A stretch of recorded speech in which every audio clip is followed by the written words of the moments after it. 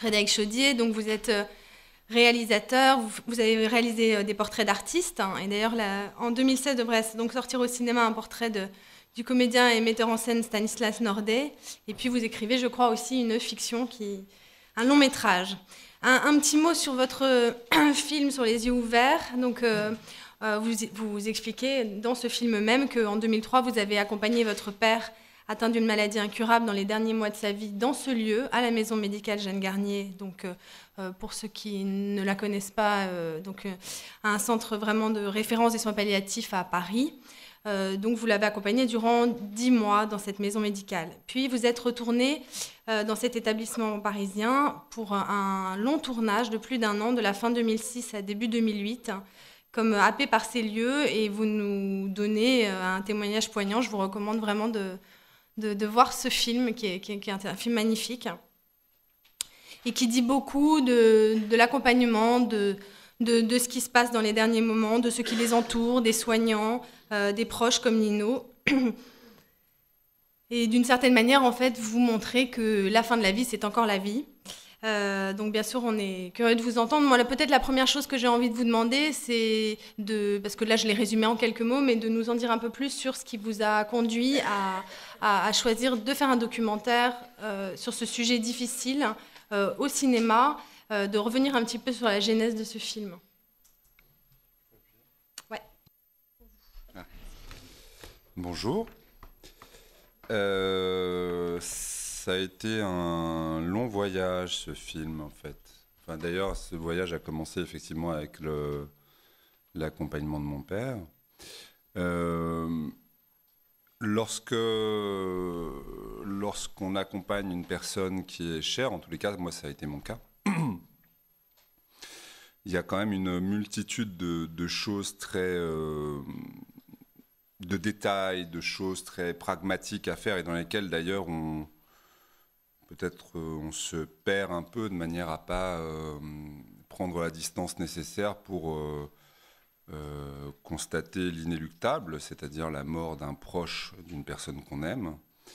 Et après la mort de mon père, et après un certain temps bien entendu, il m'a semblé indispensable de réexplorer ce chemin-là, en allant à la rencontre d'autres qui avaient ou auraient à fréquenter des chemins semblables, pour essayer de comprendre ce que, à l'époque de l'accompagnement avec mon père, j'avais pu omettre, laisser de côté, ne pas voir, ne pas avoir vu, ne pas avoir eu peut-être le courage de voir aussi.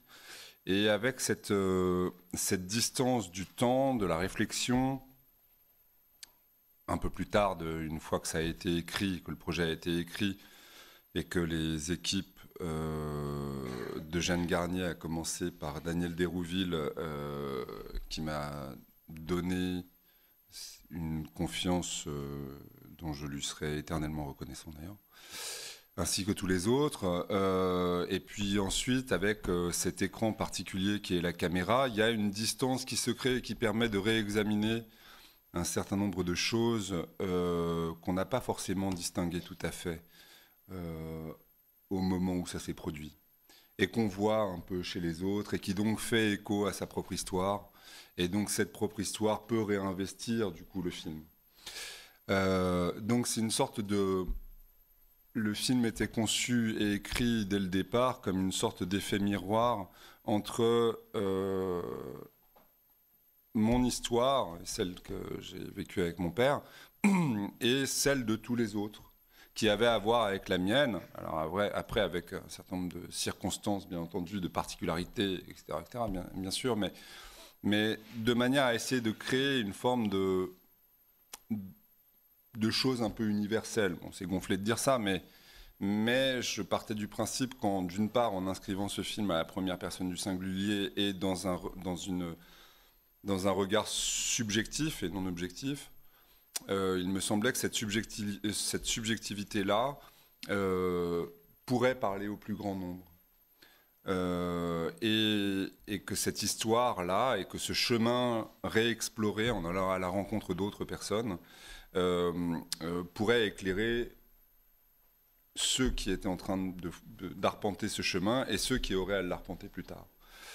Et donc, bon, là, vous avez pris des extraits de Nino. C'est sûr que Nino, on est très différents l'un de l'autre.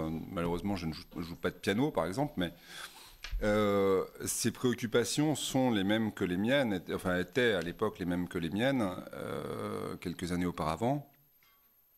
En fait, Nino, c'est moi, quoi. Voilà. Et d'une certaine manière, par extension, chacun des personnages de ce film, c'est moi. C'est moi à différents endroits, à différentes époques, dans différents états physiques et d'émotions. C'est moi partout, et donc l'ambition du film, c'était que ce soit chacun d'entre nous partout aussi. Donc après, il y a eu des complexités, bien entendu, par rapport à la conception, à l'écriture. Encore que ça allait, parce que ces phases-là sont des phases quand même de liberté. Ensuite, par rapport au tournage lui-même, il y a eu assez peu de complexité, beaucoup moins en tous les cas que ce à quoi je pouvais m'attendre, puisque je savais combien c'était délicat pour les personnes, qu'elles soient des patients ou des accompagnants de famille, etc., de se laisser approcher puis filmer en de telles circonstances.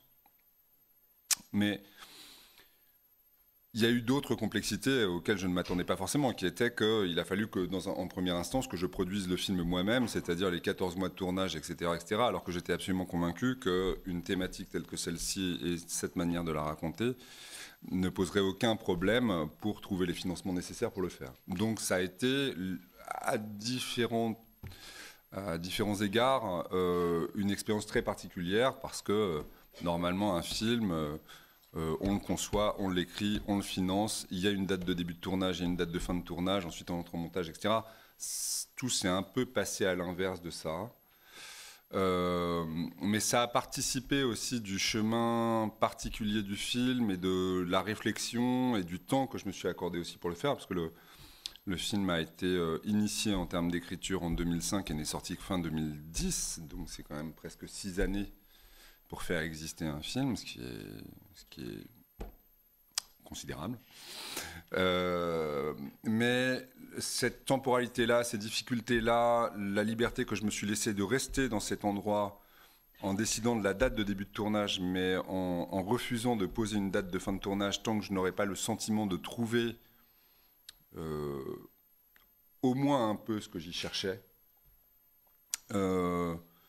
Cette liberté-là a été parfois lourde à porter, mais extrêmement bénéfique, me semble-t-il, au film, et en tous les cas à moi en tant qu'individu. Mais il y a eu des périodes durant le tournage où c'était un peu une perte aussi, parce qu'à force de chercher et d'avoir le sentiment qu'on ne trouve pas ce qu'on cherche, on se demande un peu ce qu'on fout là quand même, quoi. Donc il y a eu des passages de guet un peu, parfois un peu délicats, avec des errements. Et je dois dire que les équipes et les bénévoles de Jeanne Garnier, qui ont fait très attention à moi durant tout le tournage du film, mais particulièrement durant certaines périodes de doute, de savoir ce que je faisais là dans le fond. Et je ne cherchais qu'à recomposer, en fait, sous une forme de mosaïque de personnes qui fréquentaient les mêmes périodes de l'existence, à recomposer une mosaïque qui, in fine, en faisant des pas de recul, ressemblerait au chemin d'accompagnement qui avait été celui que j'avais connu avec mon père. Pardon pour la réponse un peu longue.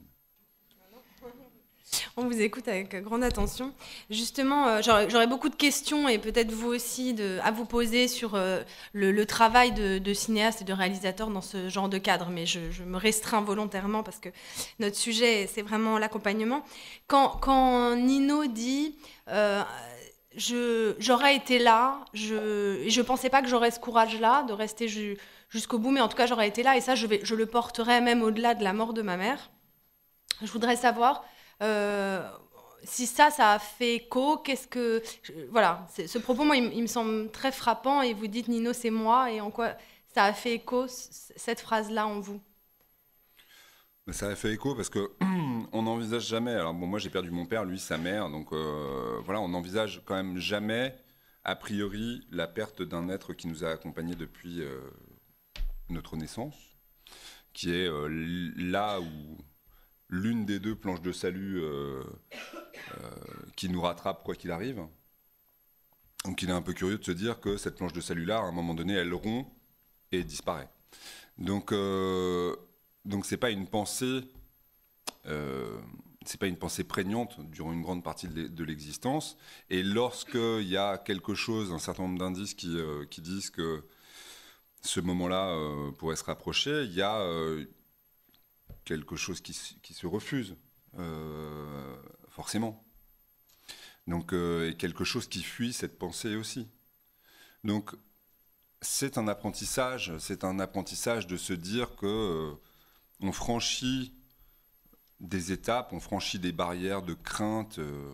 Et moi, j'ai franchi aussi mes barrières de crainte de perdre mon père, dont en plus ça, enfin, qui était pour moi un être extrêmement proche dans à peu près tous les compartiments de l'existence. Et de se dire qu'on va franchir ça et qu'on va assister à la lente dégradation du corps, de l'être ou d'un des êtres qu'on aime le plus au monde, pour l'accompagner jusqu'à son dernier souffle. Donc ça, a priori, c'est pas quelque chose auquel on se dit qu'on est préparé, quoi. Et c'est dans cette temporalité particulière aussi qu'offrent des lieux comme Jeanne Garnier, la Maison Gardanne et d'autres encore, Cognac-Jet, etc. Dans cette temporalité particulière qu'on se fait à cette idée et qu'on s'aperçoit progressivement que il y a encore des échanges, qu'il y a encore un enrichissement, qu'il y a encore plein de choses à vivre. Donc c'est en ça aussi que je pense, Nino dit que contre toute attente, il a eu le courage d'y aller, parce que aussi contre toute attente, il n'y avait pas non plus que de la misère, des souffrances, des hurlements, de la douleur et de la peur. Il y avait aussi il y avait ça, parfois. Dans mon cas, mon père a été assez remarquable dans la manière qu'il a eu de vivre sa maladie. Donc, je pense qu'il a pris sur lui beaucoup, beaucoup de choses douloureuses, de craintes, etc. Et que il nous a et m'a entre autres épargné quand même de certaines choses qui le taraudaient. Mais on s'est rendu compte aussi l'un et l'autre qu'il y avait tout un chemin à faire, tout un apprentissage à faire, et que par effet miroir, toujours, il m'enseignait, ou il me dispensait l'un de ses derniers enseignements en tant que père. Voilà, un jour, mon fils, tu mourras. Ouais, est-ce que vous pouvez essayer de nous dire un petit peu parce que c'est vraiment sur cette transmission aussi autour de cette transmission qu'on est réunis ici, ce qui se joue dans ces moments dont on disait ce matin quand on a ouvert et quand Éric Carriger a ouvert ce colloque, que parfois la société d'aujourd'hui voudrait presque zapper le moment d'avant la mort. Qu'est-ce qui peut se jouer en termes de transmission et au-delà?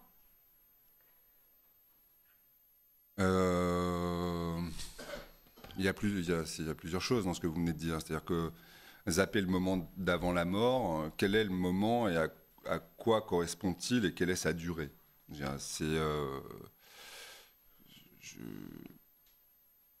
pense que la société telle qu'elle est faite vit dans une forme d'instantanéité. Les politiques, les médias nous mettent dans un cercle qui est un cercle d'un temps qui est de plus en plus court.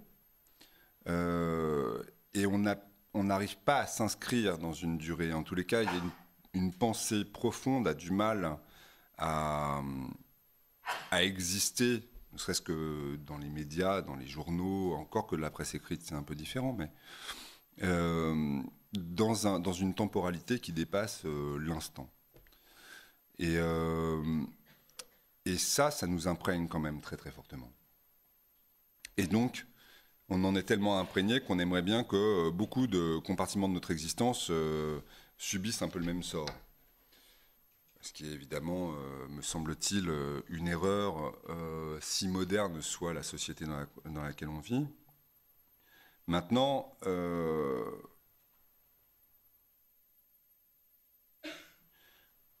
quant au fait d'abréger la vie, moi je suis assez content, par exemple, d'après ce que j'ai lu dernièrement, que la loi soit réétudiée, parce qu'il y a malgré tout des cas qui posent problème. Mais tout dépend ce qu'on entend par abréger la vie, et tout dépend ce qu'on entend par législation aussi concernant cette fin prématurée. C'est-à-dire que tout ça doit toujours être, me semble-t-il, là je parle vraiment à titre personnel, hein, parce que moi je ne suis que réalisateur et je ne suis qu'un témoin de certaines choses qui ont pu se passer dans mon existence et à l'approche d'autres. Mais le risque d'une législation large concernant voilà, une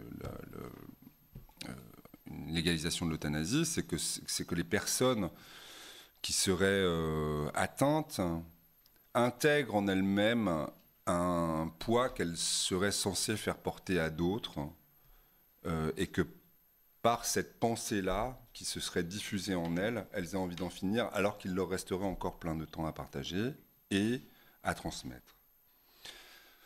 C'est important, me semble-t-il, de faire comprendre que malgré l'affaiblissement du corps, malgré l'affaiblissement de plein de choses, il reste toujours un temps de transmission. Et je disais tout à l'heure que, d'une certaine manière, mon père m'avait, par sa maladie et sa mort, enseigné qu'un jour, moi aussi, je mourrais. Alors évidemment, c'est une pensée qu'on a depuis très longtemps, mais là, elle devient très concrète. Sur les questions relatives à l'euthanasie,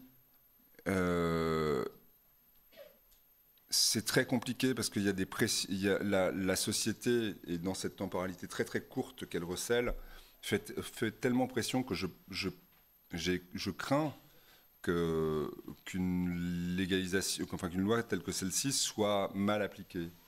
Et qu'en tous les cas, qu'elle fasse dire à des personnes qui seraient atteintes d'une maladie, bah maintenant il faut que je parte, sinon je serais trop lourd pour d'autres.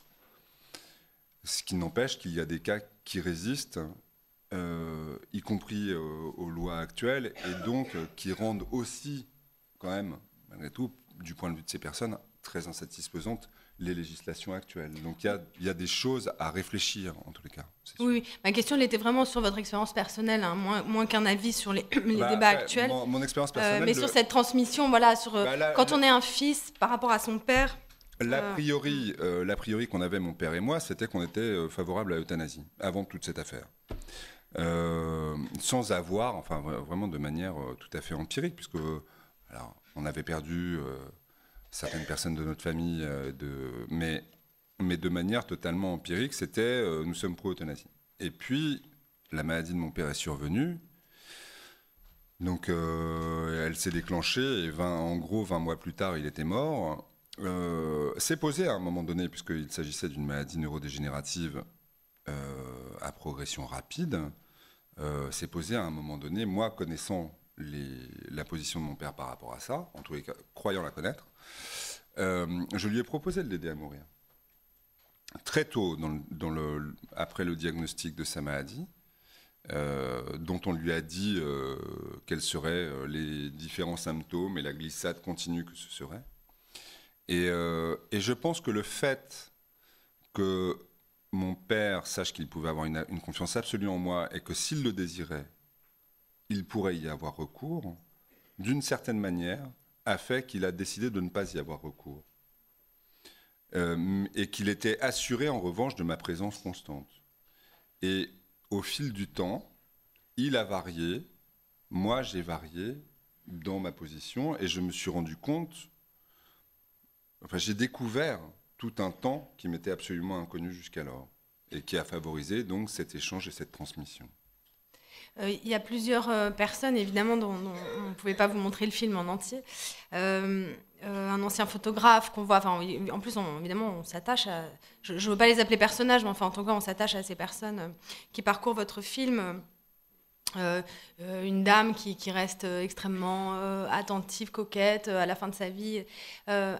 Quand vous parlez de cet effet miroir et de cet universel, et puis que peut-être des choses qu'on omet dans sa propre trajectoire quand on est vraiment au plus près du proche qui s'en va, qu'est-ce qui vous est apparu peut-être au fil de la réalisation de ce film, de ces mois, à travers ces personnes que vous avez rencontrées, que peut-être vous aviez effectivement omis ou pas vu, et puis qui est ressorti, quoi. C'est des... Il y a tant de choses, tant de choses. Le fait que ce soit une question de regard, je pense, des êtres sur les êtres, d'échange de regards et de qualité de cet échange de regards-là, d'attention. Je pense que s'ils m'ont donné cette si grande liberté tous et cette si grande confiance de les filmer, c'est sans doute qu'ils ont senti en moi quelque chose qui les regardait en tant qu'être humain et non en tant qu'être diminué. Et c'est la manière dont ils sont envisagés par les équipes médicales de Jeanne Garnier.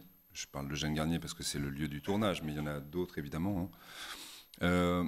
Donc c'est cette qualité de regard-là qui les replace, alors que ça n'est pas forcément le cas précédemment dans le parcours de santé et autres qu'ils ont fait une fois leur maladie déclarée. Là, il y a quelque chose qui leur rend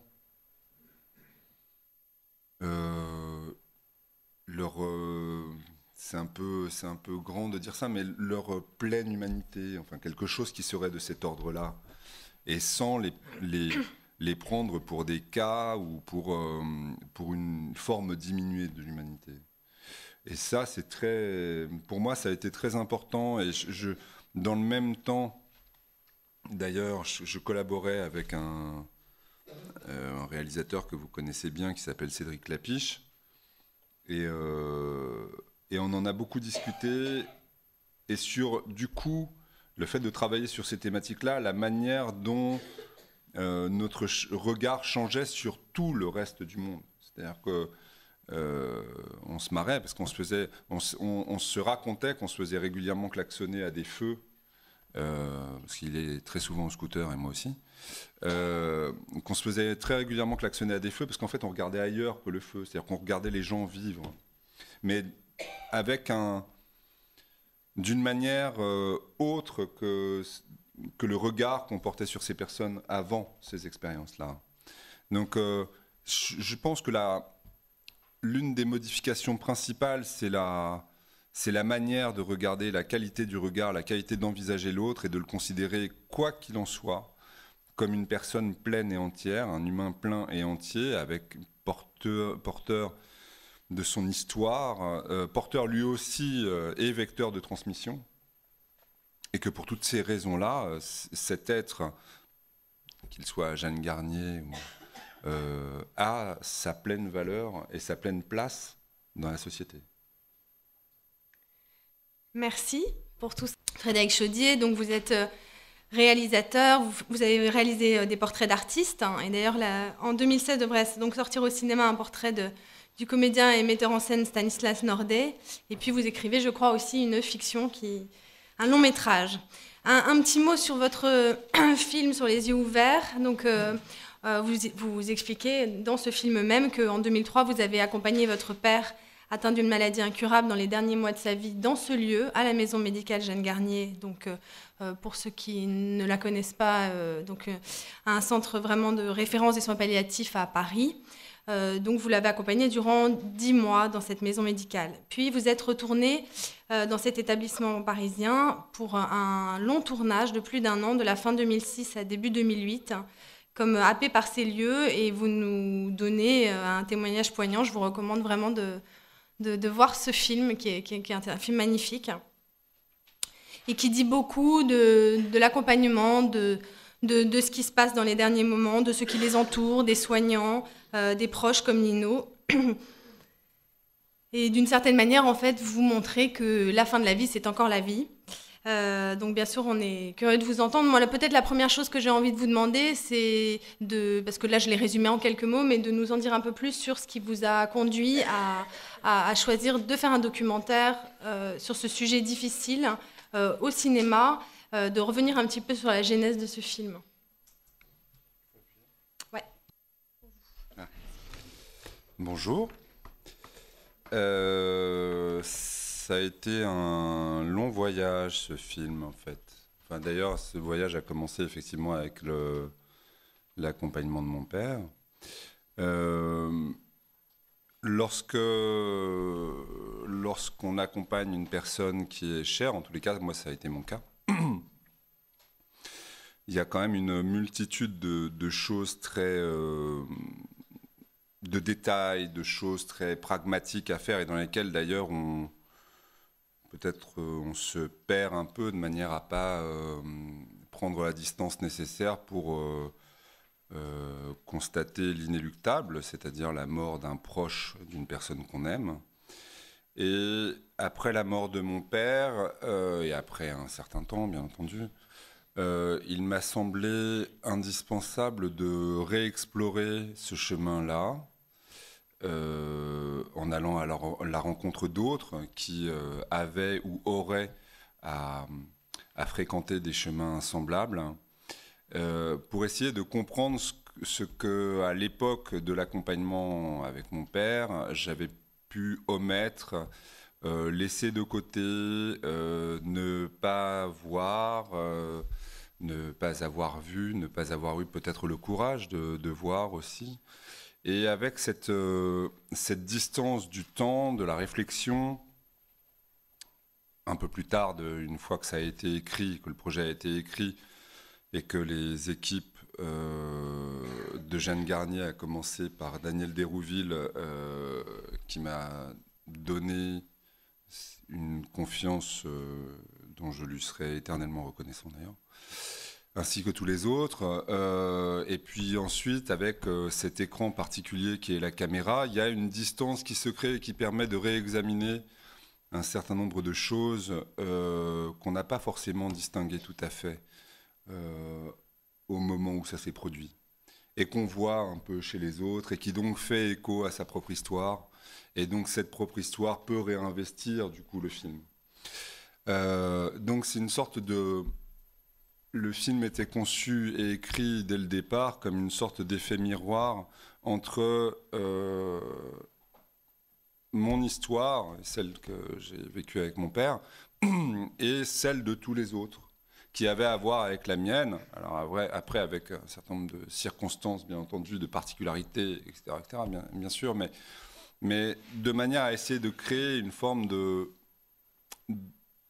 choses un peu universelles. Bon, c'est gonflé de dire ça, mais je partais du principe d'une part, en inscrivant ce film à la première personne du singulier et dans un regard subjectif et non objectif, il me semblait que cette subjectivité-là pourrait parler au plus grand nombre. Et que cette histoire-là et que ce chemin réexploré en allant à la rencontre d'autres personnes pourrait éclairer ceux qui étaient en train d'arpenter ce chemin et ceux qui auraient à l'arpenter plus tard. Et donc, bon là, vous avez pris des extraits de Nino. C'est sûr que Nino, on est très différents l'un de l'autre. Malheureusement, je ne joue pas de piano, par exemple, mais ses préoccupations sont les mêmes que les miennes, enfin étaient à l'époque les mêmes que les miennes, quelques années auparavant. En fait, Nino, c'est moi, quoi. Voilà. Et d'une certaine manière, par extension, chacun des personnages de ce film, c'est moi. C'est moi à différents endroits, à différentes époques, dans différents états physiques et d'émotions. C'est moi partout, et donc l'ambition du film, c'était que ce soit chacun d'entre nous partout aussi. Donc après, il y a eu des complexités, bien entendu, par rapport à la conception, à l'écriture, encore que ça allait, parce que ces phases-là sont des phases quand même de liberté.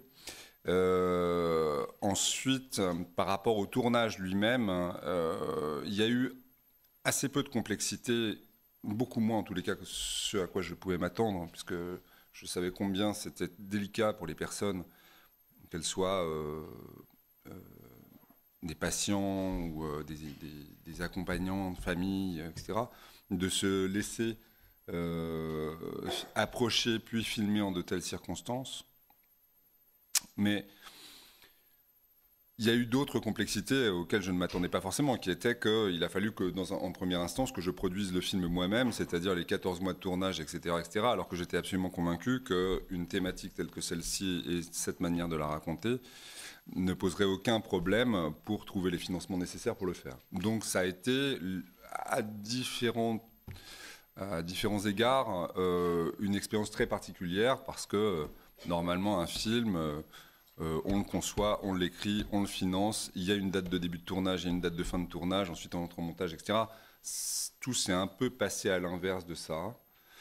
Mais ça a participé aussi du chemin particulier du film et de la réflexion et du temps que je me suis accordé aussi pour le faire, parce que le film a été initié en termes d'écriture en 2005 et n'est sorti que fin 2010, donc c'est quand même presque 6 années pour faire exister un film, ce qui est considérable. Mais cette temporalité-là, ces difficultés-là, la liberté que je me suis laissée de rester dans cet endroit en décidant de la date de début de tournage, mais en refusant de poser une date de fin de tournage tant que je n'aurais pas le sentiment de trouver au moins un peu ce que j'y cherchais. Cette liberté-là a été parfois lourde à porter, mais extrêmement bénéfique, me semble-t-il, au film, et en tous les cas à moi en tant qu'individu. Mais il y a eu des périodes durant le tournage où c'était un peu une perte aussi, parce qu'à force de chercher et d'avoir le sentiment qu'on ne trouve pas ce qu'on cherche, on se demande un peu ce qu'on fout là quand même, quoi. Donc il y a eu des passages de guet un peu, parfois un peu délicats, avec des errements. Et je dois dire que les équipes et les bénévoles de Jeanne Garnier qui ont fait très attention à moi durant tout le tournage du film, mais particulièrement durant certaines périodes de doute, de savoir ce que je faisais là dans le fond.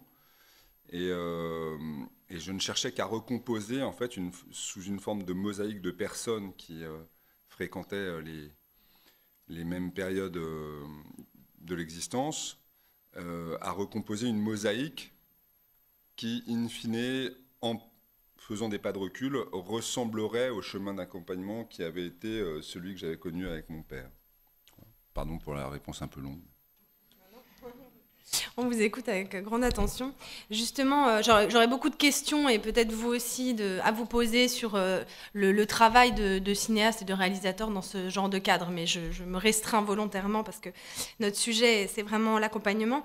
Quand Nino dit j'aurais été là, je pensais pas que j'aurais ce courage-là de rester jusqu'au bout, mais en tout cas j'aurais été là et ça je le porterais même au-delà de la mort de ma mère.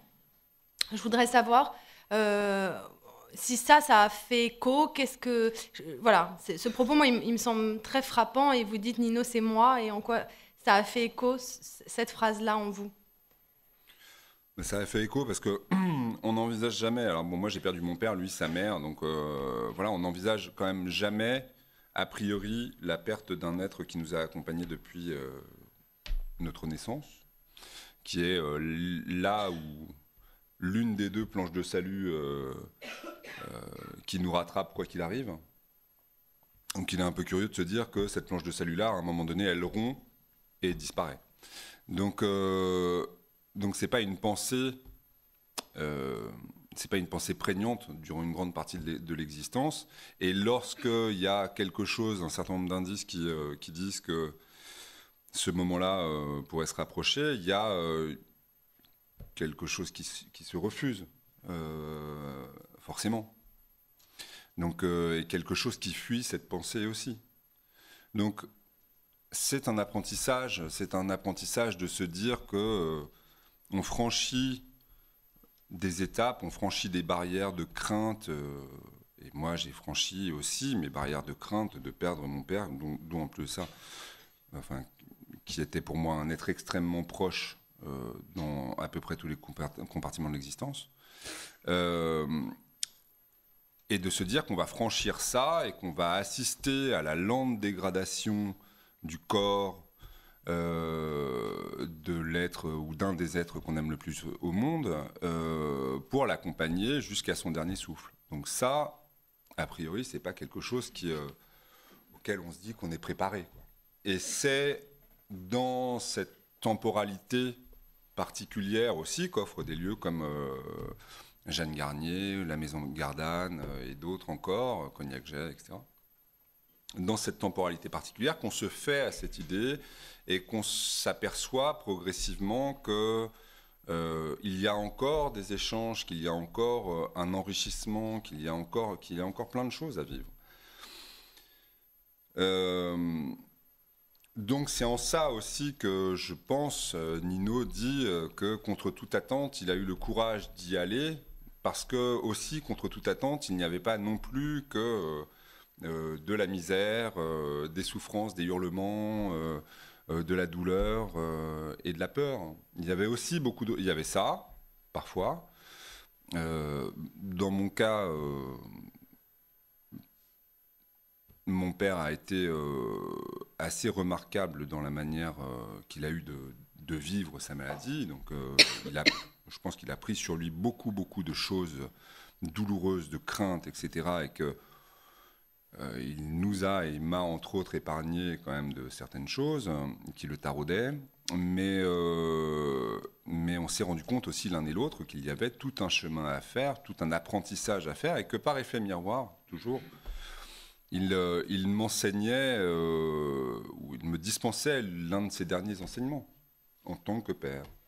Voilà, un jour, mon fils, tu mourras. Ouais, est-ce que vous pouvez essayer de nous dire un petit peu parce que c'est vraiment sur cette transmission aussi autour de cette transmission qu'on est réunis ici, ce qui se joue dans ces moments dont on disait ce matin quand on a ouvert et quand Éric Carriger a ouvert ce colloque, que parfois la société d'aujourd'hui voudrait presque zapper le moment d'avant la mort. Qu'est-ce qui peut se jouer en termes de transmission et au-delà?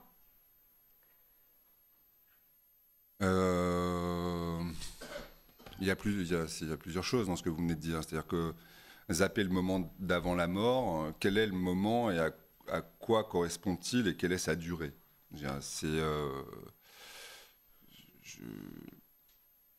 Je pense que la société telle qu'elle est faite vit dans une forme d'instantanéité. Les politiques, les médias nous mettent dans un cercle qui est un cercle d'un temps qui est de plus en plus court. Et on n'arrive pas à s'inscrire dans une durée. En tous les cas, il y a une pensée profonde, a du mal à exister, ne serait-ce que dans les médias, dans les journaux, encore que la presse écrite, c'est un peu différent, mais dans une temporalité qui dépasse l'instant. Et ça nous imprègne quand même très très fortement. Et donc, on en est tellement imprégné qu'on aimerait bien que beaucoup de compartiments de notre existence subissent un peu le même sort. Ce qui est évidemment, me semble-t-il, une erreur, si moderne soit la société dans laquelle on vit. Maintenant,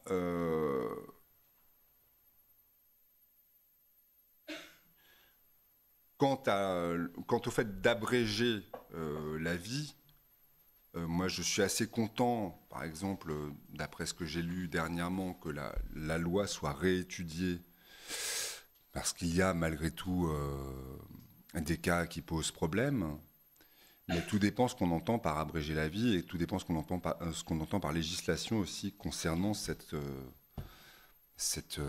fin prématurée.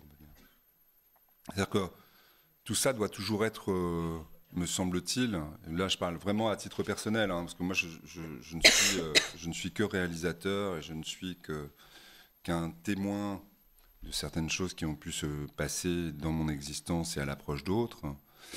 Euh, mais le risque d'une législation large concernant voilà, une légalisation de l'euthanasie, c'est que les personnes qui seraient atteintes intègrent en elles-mêmes un poids qu'elles seraient censées faire porter à d'autres et que par cette pensée-là qui se serait diffusée en elles, elles aient envie d'en finir alors qu'il leur resterait encore plein de temps à partager et à transmettre. C'est important, me semble-t-il, de faire comprendre que malgré l'affaiblissement du corps, malgré l'affaiblissement de plein de choses, il reste toujours un temps de transmission. Et je disais tout à l'heure que, d'une certaine manière, mon père m'avait, par sa maladie et sa mort, enseigné qu'un jour, moi aussi, je mourrais. Alors évidemment, c'est une pensée qu'on a depuis très longtemps, mais là, elle devient très concrète. Sur les questions relatives à l'euthanasie, c'est très compliqué parce qu'il y a la société, et dans cette temporalité très très courte qu'elle recèle, fait tellement pression que je crains qu'une légalisation, enfin qu'une loi telle que celle-ci soit mal appliquée. Et qu'en tous les cas, qu'elle fasse dire à des personnes qui seraient atteintes d'une maladie, bah maintenant il faut que je parte, sinon je serais trop lourd pour d'autres. Ce qui n'empêche qu'il y a des cas qui résistent, y compris aux lois actuelles, et donc qui rendent aussi, quand même, malgré tout, du point de vue de ces personnes, très insatisfaisantes les législations actuelles. Donc il y a des choses à réfléchir, en tous les cas. Oui, ma question elle était vraiment sur votre expérience personnelle, hein, moins qu'un avis sur les débats actuels. Mon expérience personnelle... mais sur cette transmission, voilà, sur quand on est un fils par rapport à son père... L'a priori qu'on avait, mon père et moi, c'était qu'on était favorable à l'euthanasie, avant toute cette affaire. Sans avoir, enfin vraiment de manière tout à fait empirique, puisque alors, on avait perdu... certaines personnes de notre famille, mais de manière totalement empirique, c'était nous sommes pro-euthanasie. Et puis, la maladie de mon père est survenue, donc elle s'est déclenchée, et en gros, 20 mois plus tard, il était mort.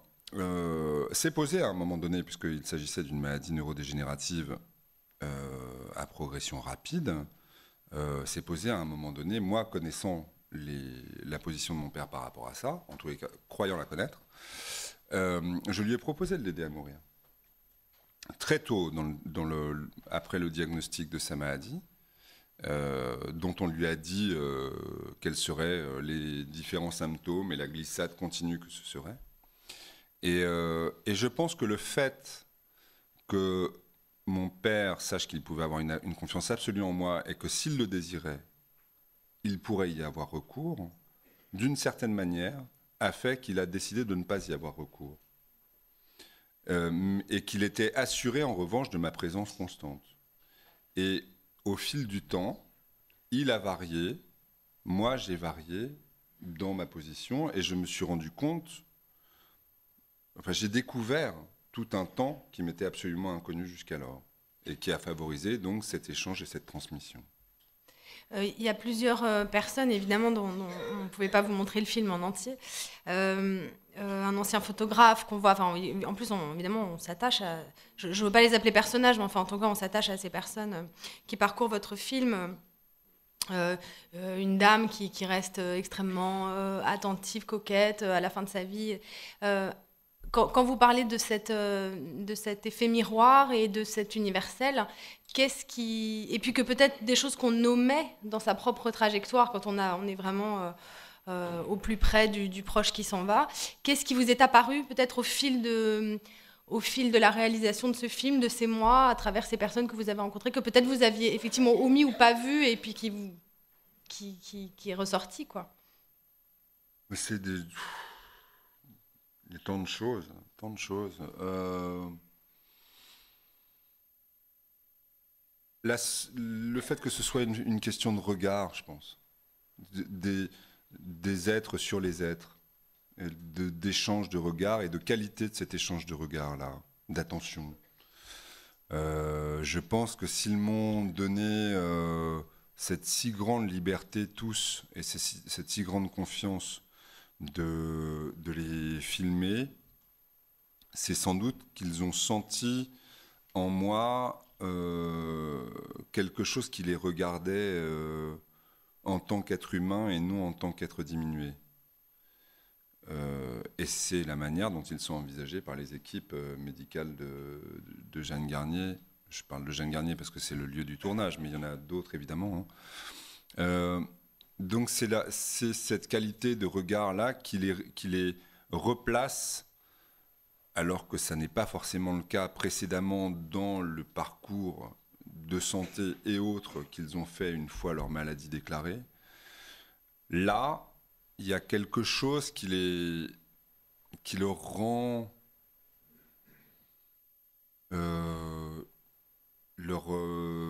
c'est un peu grand de dire ça, mais leur pleine humanité, enfin quelque chose qui serait de cet ordre-là, et sans les prendre pour des cas ou pour une forme diminuée de l'humanité. Et ça, pour moi, ça a été très important. Et dans le même temps, d'ailleurs, je collaborais avec un réalisateur que vous connaissez bien qui s'appelle Cédric Lapiche. Et on en a beaucoup discuté. Et sur, du coup, le fait de travailler sur ces thématiques-là, la manière dont notre regard changeait sur tout le reste du monde. C'est-à-dire que on se marrait parce qu'on se racontait qu'on se faisait régulièrement klaxonner à des feux, parce qu'il est très souvent au scooter et moi aussi, qu'on se faisait très régulièrement klaxonner à des feux parce qu'en fait on regardait ailleurs que le feu, c'est-à-dire qu'on regardait les gens vivre, mais avec d'une manière autre que le regard qu'on portait sur ces personnes avant ces expériences-là. Donc je pense que l'une des modifications principales, c'est la manière de regarder, la qualité du regard, la qualité d'envisager l'autre et de le considérer, quoi qu'il en soit, comme une personne pleine et entière, un humain plein et entier, avec porteur de son histoire, porteur lui aussi et vecteur de transmission.